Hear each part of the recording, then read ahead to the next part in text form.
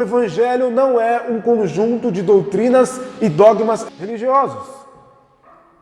Não é. E para muita gente é muito fácil entender isso. Muito fácil. Porque são pessoas que estão decepcionadas com a religião, que viveram sobre o jugo da religião por muitos anos, e de repente despertaram por algum motivo, que aquilo que foi dito a elas, que era o Evangelho, não passava de dogma e doutrina religiosa. E o Evangelho não é. Nós não podemos confundir o Evangelho com dogma e doutrina religiosa. Não é. Dogmas e doutrinas religiosas são elementos de uma religiosidade, são necessários para se manter, para se estabelecer e para se conduzir uma religiosidade, uma organização comunitária, etc. São úteis.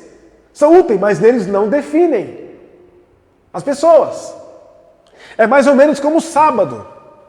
Por muito tempo o sábado foi útil para uma nação, para os judeus. Por muito tempo. Mas houve um tempo em que as pessoas, que os judeus, que os religiosos, já estavam transformando o sábado num Deus, a ponto de sacrificarem vidas em nome do sábado. Então não importava mais salvar vidas. Se fosse sábado, o que valia era o sábado.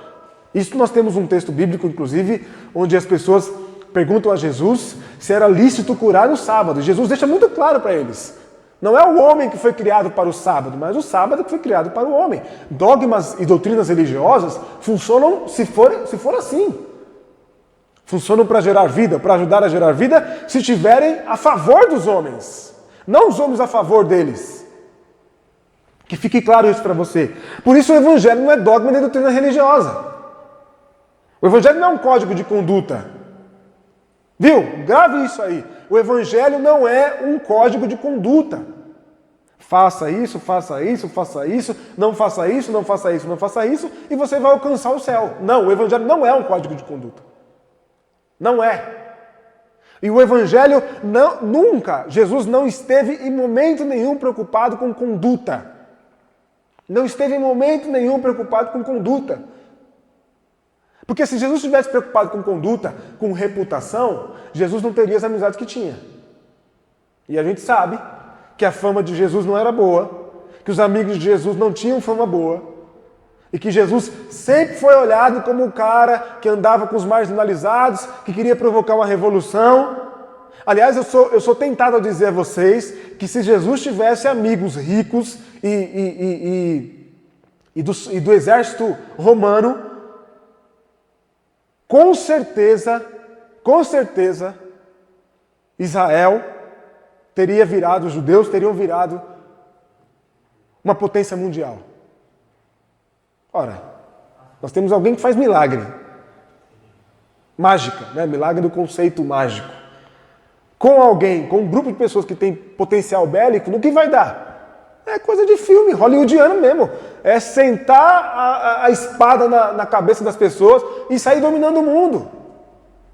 Mas Jesus optou por caminhar e conviver, ter amizades que não tinham boa fama. Quais eram as amizades de Jesus? Quais eram as amizades? Quem convivia com Jesus? Só gente da escória. Só escória. Só pobre. Só gente marginalizada. Jesus facilmente não era... Isso aqui eu vou dizer para você, sem medo de errar e sem medo de moralismo aqui. Se Jesus estivesse hoje no meio da gente, sem a pandemia, mas estivesse hoje no meio da gente, com certeza, facilmente você ia encontrar Jesus em algum boteco, em alguma periferia de São Paulo, a essa hora, para almoçar um PF com a galera, em algum boteco por aí. Facilmente você encontraria Jesus. Jesus não estaria nos templos luxuosos desse país. Jesus não estaria nas grandes reuniões de grandes importâncias desse país. Não, Jesus estaria entre os marginalizados. Então o Evangelho não é um código de conduta.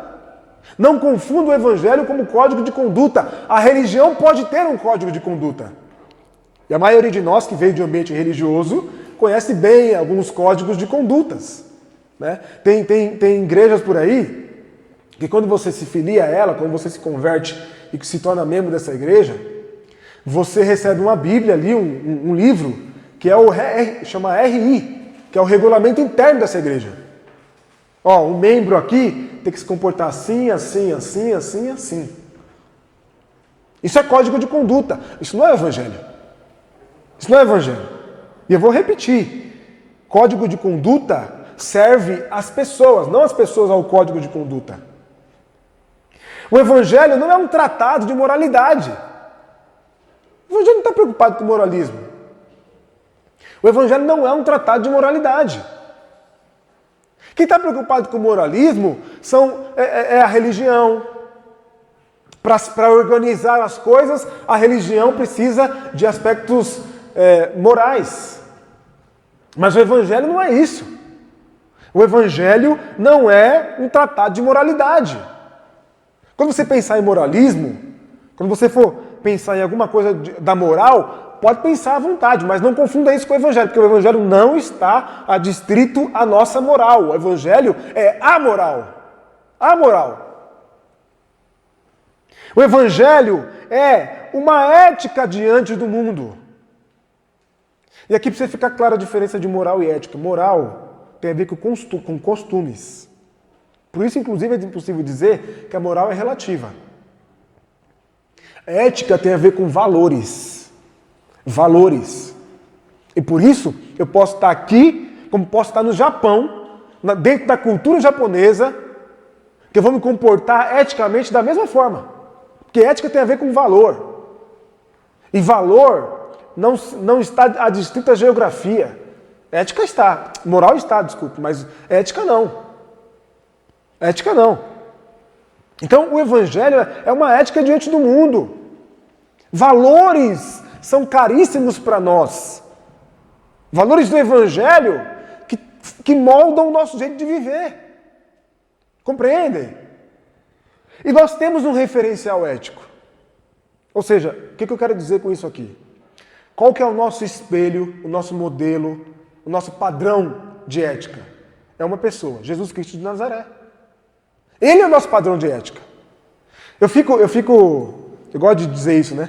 Tem a música que diz que ninguém explica Deus, não é isso? A música é linda, e o que eu vou falar aqui não atrapalha a licença poética de quem fez a música. Mas eu acredito que alguém explica Deus sim, uma pessoa explica Deus. Jesus explica Deus. É isso que eu acredito. Jesus é a explicação perfeita e máxima da pessoa da divindade. Tudo que sei, tudo que quero saber e tudo que saberei sobre Deus está revelado em Jesus. Jesus explica Deus. Então, Jesus é meu referencial ético. Ele é o meu espelho, ele é o meu modelo, ele é meu molde, ele é meu padrão. O que incomodava Jesus me incomoda, deve me incomodar como cristão. Então o evangelho é o posicionamento ético diante do mundo. Por isso que eu odeio, por isso que eu não suporto julgamentos antecipados das pessoas. Seja quem for.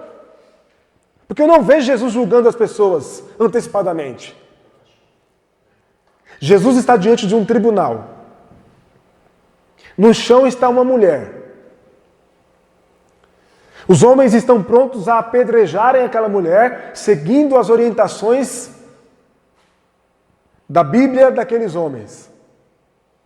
Está faltando um homem ali, mas a gente sabe que essa mulher está sendo apedrejada, ou está correndo o risco de ser apedrejada, melhor dizendo, por um monte de homem, por causa de um aspecto moral. E Jesus está diante dessa mulher. Você acha que Jesus não conhecia o histórico dessa mulher? Essa mulher era popular. Claro que ele conhecia o histórico dessa mulher. Claro que conhecia. E o que Jesus faz? Faz a pergunta ética possível diante de todo e qualquer julgamento moralista. Quem não tem pecado, que atire a primeira pedra. Isso é ética diante do mundo. Isso é ética diante do mundo. Por isso que eu não me permito julgar quem quer que seja, por qualquer postura que seja. Porque antes de julgar as pessoas, eu preciso olhar para mim. Isso o Evangelho faz comigo. Eu estou o tempo todo, quando às vezes eu recebo algumas ligações para falar sobre algumas pessoas. Por causa da liderança da comunidade, tem isso, né? Tem esse ingrediente aí de ser incomodado em alguns momentos da vida para falar sobre tal comportamento, sobre tais pessoas, etc. Eu entendo, faz parte, estou aí, estamos aí para isso mesmo. A gente escolheu esse caminho, ninguém me obrigou a estar aqui como presbítero, auxiliar do pastor, eu estou aqui porque quero, né? Como dizia o ex-presidente, filho porque quilo, e é porque quero mesmo, não é? Mas de vez em quando alguém vem falar sobre certos comportamentos, certas posturas, certas reações de algumas pessoas, e a primeira coisa que eu faço é fazer uma análise, primeiro se essa pessoa já analisou sobre ela, já fez uma análise sobre ela, antes de falar da outra pessoa, e depois a minha análise mesmo, sabe, a partir de mim. Por que eu tomaria tal atitude? Por que eu agiria de tal maneira? E por que fulano de tal está agindo de tal maneira? Então, a gente precisa fazer essas perguntas antes de julgar as pessoas. Por que é mais fácil para o cristão julgar do que compreender e agir com compaixão? Esse é um procedimento que eu não consigo entender. Eu mesmo não consigo entender. Por que é mais fácil julgar do que abraçar, do que acolher, do que amar, do que exercer misericórdia? Essa é uma pergunta que eu não sei responder. Né? Ou talvez a gente tenha a resposta para essa pergunta. As pessoas estão perfeitamente confundindo moralismo com evangelho. Com evangelho. Então, o evangelho é uma postura ética diante do mundo. E nós temos um referencial que é Jesus. O evangelho é um estilo de vida, meus irmãos. O evangelho é um estilo de vida. Não uma norma, não uma lei de conduta. É um estilo de vida, é um comportamento diante da vida, o Evangelho é. E é um estilo de vida amparado em 3 pilares que eu consigo imaginar aqui. 3 pilares. Primeiro, comunidade. Não existe seguimento de Jesus sem comunidade. Você pode admirar Jesus, não estou falando que você não vai ser salvo, que você vai para o inferno, não é nada disso que eu estou falando. O que eu estou dizendo aqui é que o Evangelho não existe seguimento de Jesus sem vida comunitária. É isso mesmo. O Evangelho te coloca para conviver com as pessoas, para caminhar com pessoas diferentes e distintas de você. Então, esse é um dos pilares desse estilo de vida do Evangelho. O segundo pilar é a fraternidade. Fraternidade. Comunidade e fraternidade. É uma vida comunitária em fraternidade. Então, a gente vai viver comunitariamente, em comunidade, amando-se e se ajudando, colaborando uns com os outros. Isso é comunidade. Certo? Comunidade da fraternidade. Outro aspecto da vida do Evangelho é uma espiritualidade cultica. Por quê? Vou dizer, a gente tem dito aqui há muito tempo isso, vou dizer sem medo de errar. Deus não precisa do seu culto. Vou dizer de novo. Deus não precisa do seu culto. Não precisa. Essa é uma concepção que a gente tem de outros deuses. Mas Deus não precisa do seu culto. Não precisa. Quem precisa do culto? Nós. Nós precisamos do culto. Culto comunitário, culto coletivo. Nós precisamos do culto. O culto é essencial para a gente. Porque é o nosso convívio. É o nosso convívio. Outro aspecto da vida do Evangelho, no Evangelho, justiça. Justiça. Depois de Jesus e da percepção do caminho de Jesus, do que é o seguimento de Jesus, não me permito mais, de jeito nenhum, de hipótese nenhuma, olhar para algumas injustiças no mundo e achar que aquilo é normal. Não dá mais. É natural, é normal, a vida é assim. Não é. Não é. Não é. Com a consciência transformada pelo Evangelho, renovada pelo Evangelho, pelo testemunho de Jesus, eu sou imediatamente levado a perguntar: por que essas pessoas estão na rua? Por que há mais pobres no mundo e muito mais pobres no mundo do que ricos? Por que há pessoas na miséria? Essa é a pergunta que nós temos que nos fazer a partir de um posicionamento ético diante do mundo. É uma mulher vir dizer em rede nacional, na internet, para os seguidores dela, que os negros morrem mais porque os negros são mais criminosos. Que os negros sofrem racismo porque os negros são a maioria dos bandidos do mundo, ou do Brasil. Então, essa fala é de alguém que é racista, preconceituoso, estúpido, que devia rever os seus conceitos. Tá? Rever os seus conceitos. No entanto, como seguidor de Jesus, o meu posicionamento é perguntar por quê? Por que é assim? Por que tem que ser assim? É assim que eu tenho que me comportar como alguém que segue a Jesus. Por que não pode ser diferente? Quem é o responsável por isso? Essa é a pergunta do discípulo de Jesus que tem um comportamento ético e posicionamento ético. É olhar para a cena do assassinato daquele homem sufocado por um policial e perguntar por que é assim? Não é normal. Não é natural. Não acontece. Não acontece. Não acontece. Não acontece. Há uma razão de tudo isso acontecer. Há um motivo para tudo isso acontecer. E qual que é o motivo? É que há uma contaminação das estruturas do mundo que faz com que a vida dos negros, das negras, dos pretos e das pretas valha menos. Qual que é essa contaminação? Chama-se racismo estrutural. Então, eu como discípulo de Jesus, com comportamento ético, indignado diante da injustiça, tenho que me perguntar, por que aquilo acontece daquele jeito? Por que isso é tão frequente? Por que é tão frequente a violência policial nas periferias? Por que é tão frequente a violência policial nos bairros mais pobres? E você não vê esse tipo de violência nos bairros das classes médias e altas desse país? Então, são perguntas que nós temos que nos fazer o tempo todo. Por que o número de negros que morrem por homicídio, são assassinados nesse país, é muito maior do que o número de brancos? Todas essas perguntas precisam fazer parte desse arcabouço de posicionamento ético de um seguidor do Evangelho, meu irmão. E não se iluda. Eu gosto de dizer isso. Assistencialismo é uma bênção, é o que dá para fazer agora, é o que nós estamos fazendo. Mas assistencialismo não resolve o problema de ninguém. Assistencialismo não resolve. É momentâneo. É momentâneo. Eu estanco uma sangria momentaneamente. Mas há uma causa muito maior por trás de tudo isso, que é muito mais profunda.